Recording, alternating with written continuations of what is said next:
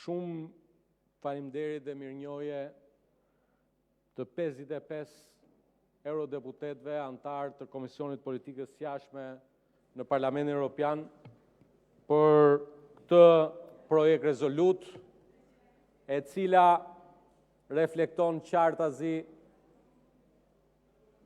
përparimin dhe progresin e Shqipërisë në rrugën e antarësimit në Bashkimin Evropian, e cila dëshmon qartazi arritjet e Shqipërisë për gjatë këtij viti kur raportohet, se ju kam gjuar shpesh, po të paktën dokumentave referojeni siç janë. Kjo është një projekt rezolut e Parlamentit Evropian mbi raportin e Komisionit Evropian për vitin 2025. Tani që mos bëhemi edhe qesharak brenda këtij minutazhit. Tani Parlamenti Evropian këtë dokumentin do ta miratoj vetë në 16 ose 17 qershor, sepse e ka miratuar komisioni dhe do ta miratoj seanca plenare, se prandaj quhet projekt.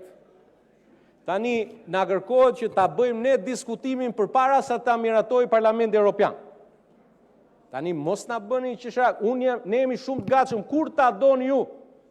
Kur ta doni ju, por ne kemi programuar javën tjetër me 14 maj, kemi diskutimin e raportit të komisionit dhe raportin vjetor që përgatit Shqipëria.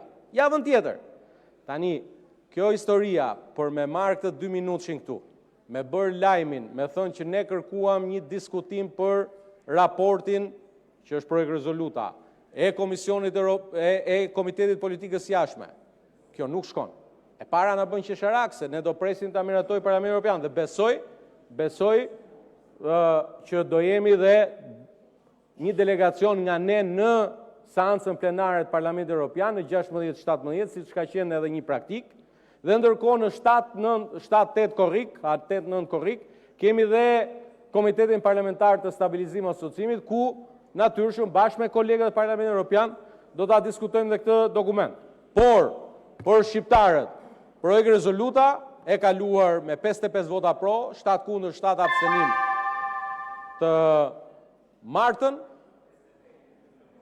po, kur t'i shohësh, rëndësi ka që të ruajmë edhe seriozitetin institucional.